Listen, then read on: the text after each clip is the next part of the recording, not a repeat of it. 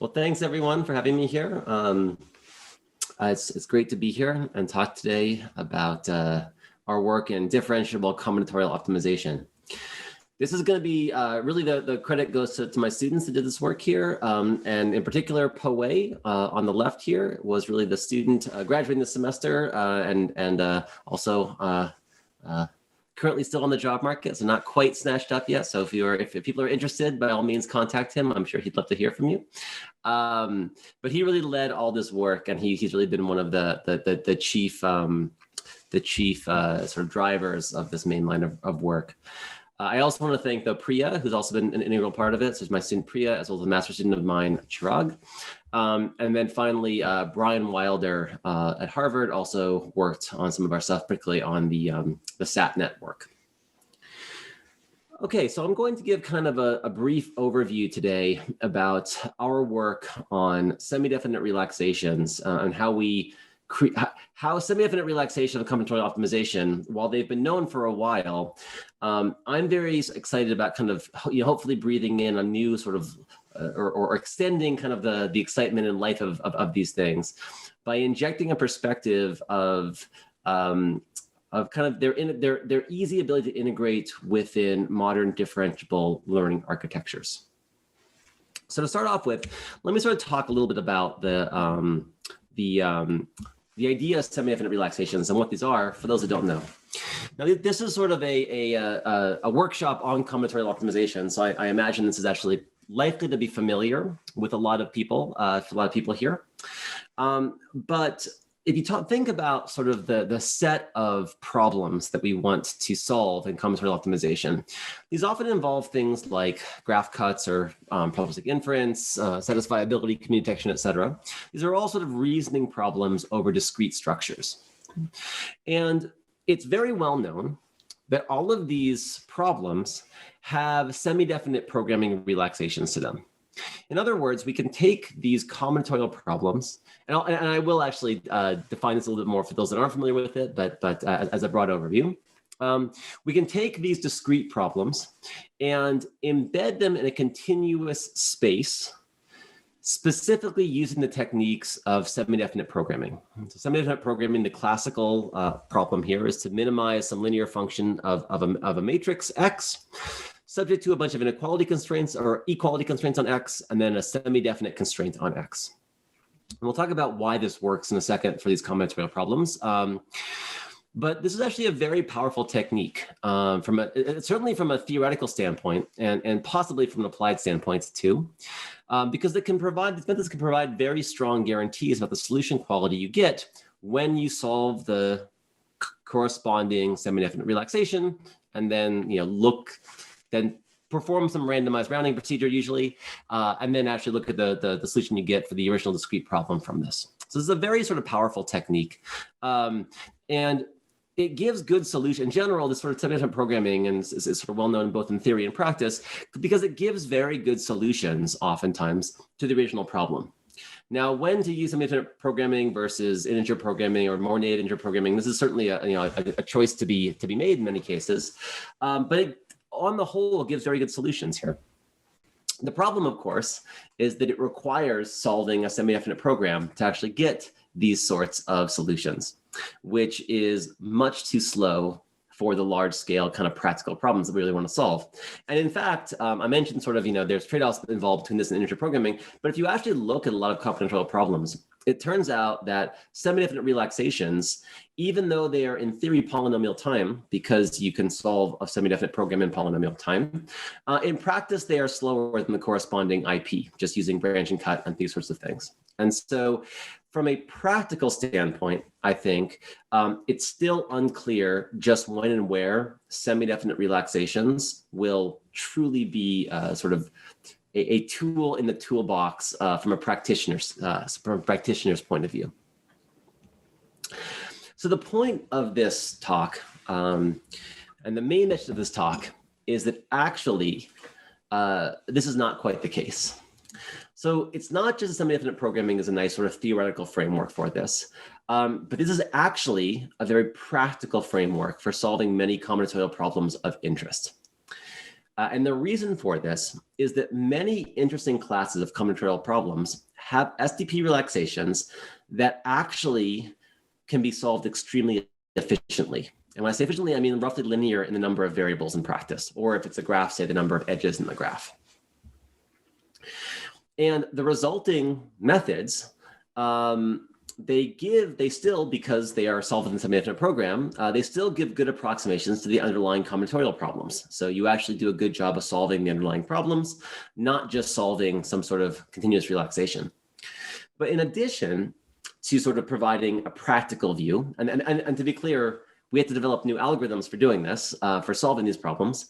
But once we develop these new algorithms, we're actually capable of solving them very efficiently and practically. And two, so that's number one. The second message of the talk is that as an added bonus, this notion of solving smooth variants of these combinatorial problems, especially in the context of solving semidefinite relaxations, also provides a very nice, smooth, and therefore differentiable relaxation of these combinatorial problems that is very well suited to incorporating into end-to-end differentiable architectures, i.e. deep learning. So we can also embed some of these combinatorial solvers very easily inside of larger deep learning architectures. And that's a very sort of powerful connection and a powerful paradigm. So that's the goal of this talk, to convince you of these two things. And please, I should also mention, we have time typically at the end for questions, but I would actually rather have questions during the talk, if there are any, than defer them all to the end. So please ask questions in the chat box as I give the talk. I'm happy to pause and answer them, because I'd rather clarify questions as they come up than just doing it afterwards. All right, so this is the agenda. This is where we're trying to get to. So to start off with, I want to start off by actually giving a rough overview of how these semi-definite relaxations work. This is going to be a very high-level picture, but I want to sort of give the basic intuition here. I'm going to start off with kind of the seminal approach, really in both optimization, but also theoretical computer science, known as the Goemans-Williamson MaxCut relaxation. And then for those that aren't familiar, MaxCut is sort of one of the canonical NP problems in NP, right? It's sort of one of the canonical combinatorial optimization problems. It basically involves finding a cut, i.e. a partitioning of a graph, such that you maximize the weight of the edges between these two partitions of the graph. And we can write this problem in sort of very simply as a combinatorial problem. In particular, we want to minimize over the W being sort of the weight matrix here of the graph. We want to minimize the corresponding quadratic objective here, where here, this isn't showing up. Hang on one second. Here we go. Wij is the edge weight of node ij. Vi is the assignment of which cluster node I is in, and Vj is the assignment of which cluster node Vj is in. And we're going to minimize sort of the node. We're going to minimize this quadratic form over all the node assignments, where each node takes on two values, -1 or +1, corresponding to basically whether it is in the black cluster, the black partition, or the white partition. And the intuition here, of course, is that if Vi is in the same cluster as Vj, then this term here will be equal to 1, right? Because the product of either -1 or +1 is both 1. If they're in different clusters, it'll be -1. And because we're trying to maximize the edge assignments of sort of across different partitions, we want to minimize this term here. Right, so we're trying to minimize this term here, which is -1 times the weight if they're in different clusters, and 1 times the weight if they're in the same cluster. And so this is a very sort of simple, binary quadratic programming formulation of the MaxCut problem. All right, so the first step of the, again, classical, again, this is all at this point, ancient history, textbook stuff now, but the first step of the Goemans-Williamson vector relaxation is that we take these points, these node assignments, which are most naturally kind of either -1 or +1, and we relax them to a higher dimension. Now, on the unit line, the constraint that VI be either -1 or +1 is the same thing as constraining the norm of VI to be equal to 1. But what we do here is we actually relax VI to be in higher dimensions. And because of this now, the constraint that its norm is equal to 1 becomes a constraint that these vectors lie on the unit sphere.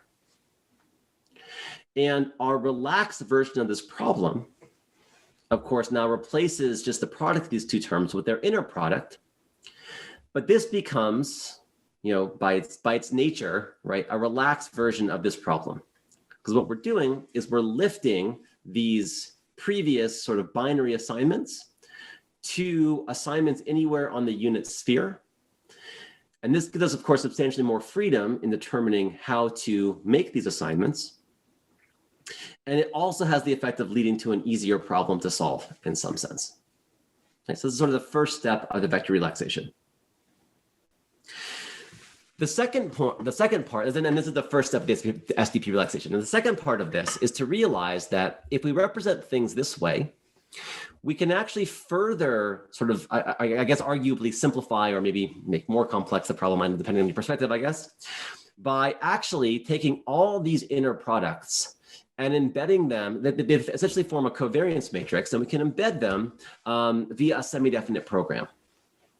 And so what we can do actually is sort of take a whole matrix X here, where Xij effectively corresponds to the inner product of Vi and Vj. And we can reformulate this problem here exactly as an SDP relaxation, where Xij corresponds to this inner product of Vi and Vj. And the other constraints similarly simplify. So for example, the constraint that each VI has norm 1, well, that's saying that VI transpose VI equals 1. And so that in the SDP corresponds to the fact that the diagonal of this matrix has to all be 1s. And in fact, it turns out the fact that this is a valid inner product matrix, right? So essentially X there is sort of an inner product of a big set of vector in itself. That's essentially the matrix of all the V's stacked together in itself. That constraint is exactly corresponds to the fact that X be a positive definite matrix. So as long as your matrix here essentially or really as long as your rank here is large enough, these two problems are actually equivalent. And importantly, this problem, however, the SDP relaxation, is a convex problem. And it's one that can be solved, therefore, in polynomial time using interior point methods. Right, so this is sort of the traditional buildup of the SDP relaxation of the MaxCut problem. You have a combinatorial problem, express it as a binary quadratic programming problem. You relax this to the unit sphere, and then this translates into a semi-definite program. This is kind of the traditional way we form this relaxation. And then once you've formed it, what you do is, if you want to solve the original MaxCut problem, you first solve the standard SDP. You use randomized rounding to get back a binary solution, and then you can even prove things about the approximation ratio of this problem. But what I'll say here actually is that in the work I'm going to talk about, we're actually going to take a little break from this, and we're just going to first focus on the vector relaxation, because in many cases it's actually much simpler to deal with this more straightforward relaxation, because once you actually go to semi-definite programs, the thing gets a little bit more complicated, frankly, because now you're dealing with this sort of nasty semi-definite constraint that's very hard for interior point methods to deal with. So we're actually going to solve this problem. I'm going to show you an efficient method of solving this problem based just upon the vector relaxation itself. All right, so let's talk about this vector relaxation. Oops, this was supposed to animate one at a time. So ignore the thing down there for a moment. Let me sort of walk through the different items in this slide. So the basic idea here is actually very simple. And it leads to a method that we call the mixing method. But what this really is a method for solving natively this relaxed vector form of the MaxCut problem. So remember, what this problem is we're trying to minimize not over individual sort of binary assignments now, but now over vectors on the unit sphere. We're trying to minimize this quadratic objective here. And that's our goal. The key idea here is that for this problem, we can very efficiently derive essentially what amounts to a coordinate descent method. Because let's consider what happens if we want to optimize only a single vector here. So I'm going to sort of fix all my coordinates but VI, and just try to optimize over just VI. Oops. Call another machine there. Let's just talk about VI. What happens then is that this term, this objective, actually becomes a linear term, right? Because all that matters here, if I want to minimize this quadratic form over VI, this is equivalent to minimizing just a linear function of VI. And the reason is actually very simple here. So all the other VJ terms are fixed, right? They're just sort of a constant term here. And you do have left over this sort of one term of VI transpose VI, but we know that the norm of VI equals 1. So that term actually doesn't matter what you do with that one. So essentially, if you had this constraint, then the quadratic terms in the objective vanish, and all that actually matters is the linear terms. So now what we've shown is that solving for a single coordinate here in this problem involves minimizing a linear function subject to a ball constraint. And doing so has a very simple closed form solution. We just take this term. If you want to minimize a linear function subject to a ball constraint, you just take this term, actually it's the negative of this term, the linear term, and you normalize it. And that is the analytical solution to solving this problem over a single VI. So that's a very sort of straightforward but very powerful technique there. Now, what this leads to is a very, very simple method we call the mixing method. It's also referred to in sort of concurrent work that appeared around the same time as ours as the Bloch-Beer-Monteiro method. So you might have also heard it referred to in this manner. But the basic idea is we're going to repeatedly update until convergence this sort of closed form solution for VI. So we're going to perform coordinate descent over these VI terms. And importantly, I mean, this is, to be clear, a non-convex problem. So sort of a priori, it's unclear what this really means to solve a problem like this. Does it really solve the SDP or not? I mean, what's happening?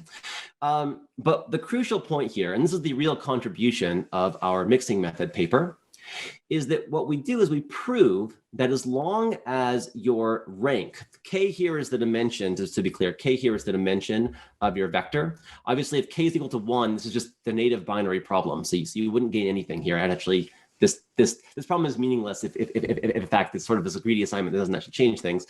But for larger K, in particular for K, as long as K is bigger than some square root term of the total dimension, then this method, this is iterative method, has no local optima.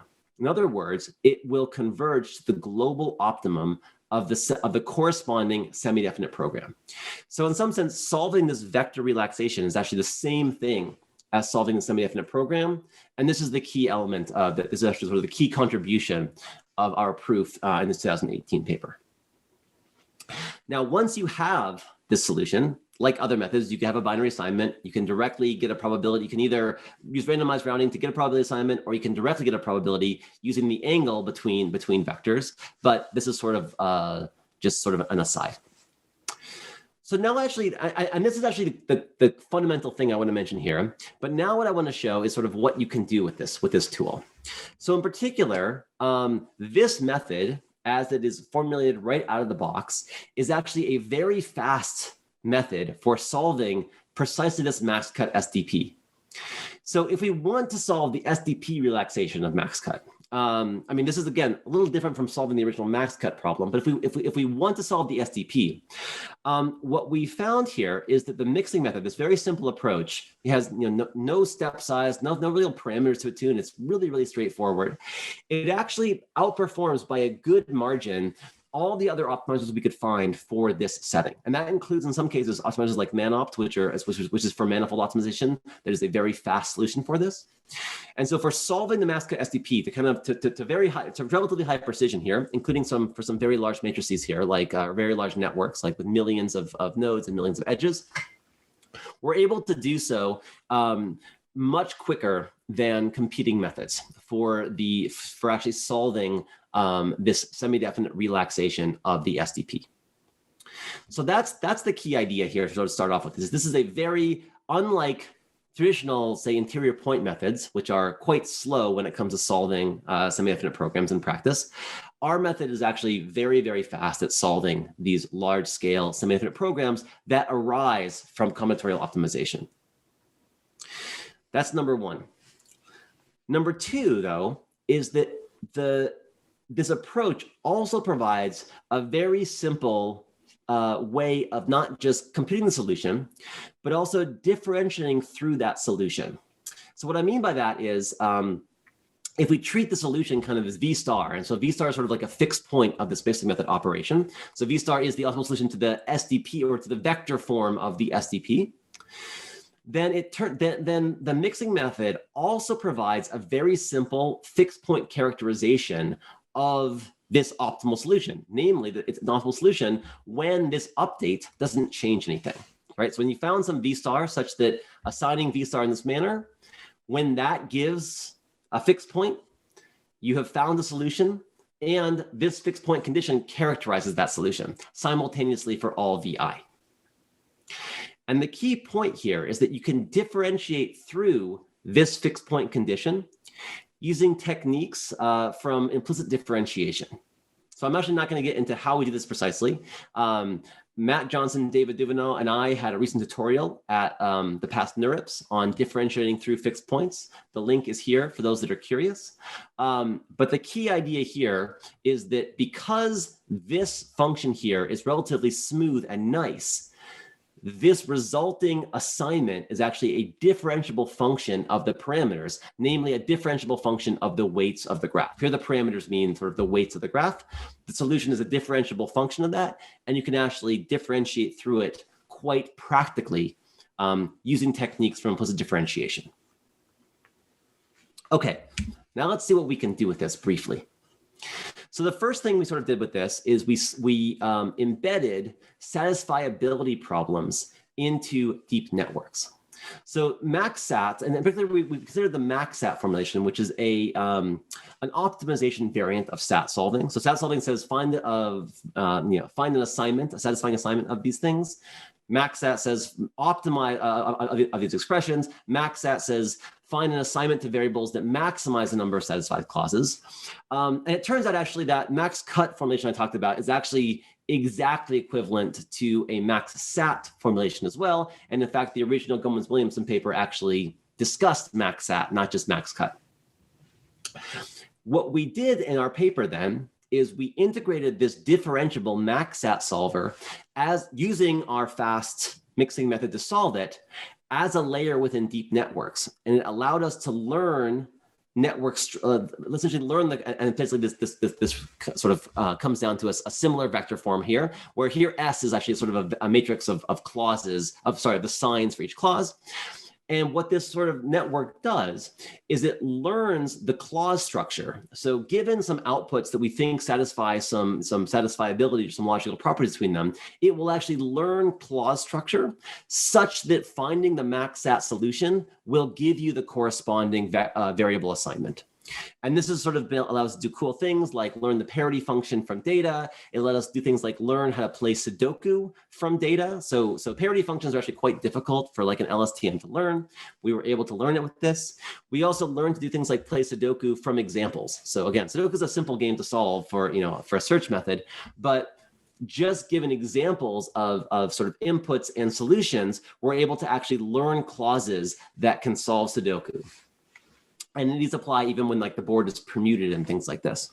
And because this is deep learning, we could even have fun here and actually learn to solve an MNIST variant of Sudoku, where we actually give it MNIST images of digits and tell it to sort of solve, like both, learn how to classify the digits and learn how to solve the resulting Sudoku problem, kind of simultaneously all in an end-to-end framework. And this was work that appeared in 2000. This work here appeared in 2019 in ICML. Also, this past year at NeurIPS, we used very similar techniques as a way of both doing precision function estimation and map inference in multi-label MRFs. So probabilistic inference over a Markov random field is kind of one of the core challenges of graphical models, right? How do you compute either marginal probabilities, or how do you compute, the partition function of the system? That is one of the key challenges of probabilistic models as a whole. And you actually, turns out you can solve map inference in binary MRFs pretty much exactly with the MaxCut formulation. So actually the MaxCut solution is exactly the same thing as solving map inference in a binary MRF. Those are equivalent problems. But doing this for a multi-class setting is actually a little bit challenging. It requires some subtle sort of changes to the algorithm. And so what we did in this past NeurIPS paper, where we had this method called M4, which stands for the mixing method for multi-label MRFs, is what we do is we actually sort of embed these multi-dimensional settings as a simplex within the unit sphere. And this lets us actually do a better job at computing these things. And it turns out this both runs better in terms of computing map estimates, as well as computing partition function estimates when you compare to sort of state-of-the-art methods on both sides. And then the last one I'll mention is we also used it for clustering in community detection. So clustering is often solved by ways of a sort of a modularity maximization problem, or community detection is often solved by ways of a modularity maximization problem of maximizing assignments, vertex assignments to clusters. The exact form is not that important here. What I will mention is that the SDP relaxation of this form here involves both a semi-definite relaxation, but also a sparsity constraint on the vectors Vi. And this requires a modification of the mixing method that can actually achieve sort of local convergence of the algorithm, even with the sparsity constraint. And again, the details are in a paper that we published this past year at NeurIPS. Experimentally, at a high level, there's sort of 2 points to this. One, it does better at sort of modularity maximization for a single kind of for a single update of nodes than existing methods, and it's much better. And when you embed this method within sort of state-of-the-art community detection algorithms, these go by the name of things like Leiden or Louvain, our resulting method works much better. So let me just sum up the main contributions now, which is sort of what I want people to take away from this talk as a whole. The first thing is that, I'm summarizing this as a conversation between myself and Poe, because this is actually sort of how it happened when we had these discussions, is that it's been appreciated for a long time, and sort of I appreciated this, that semi-definite relaxations were a great tool for analyzing combinatorial problems, but they're too slow for practical use. That was my impression. Turns out, from Poe's sort of advice, though, is that we actually can, this is not true. I was wrong. So semi-definite relaxations are not just a theoretical tool, they're a very practical tool that we can actually use when you figure out the right algorithm to solve certain classes of combinatorial problems very efficiently. And not only that, but you can also differentiate through them to incorporate them into deep architectures. And they can also adapt them to other problems besides just sort of their native MaxCut problems, including multi-class MRFs, clustering, etc. So if you're curious, the papers are of course available on my website. I would welcome any comments to both me or Poe. And with that, I think I started a bit late, but I'm also running over a bit. So we'll cut down maybe 5 minutes of questions, and I'll be available also at the end of these 2 talks in the breakout room for further questions after that.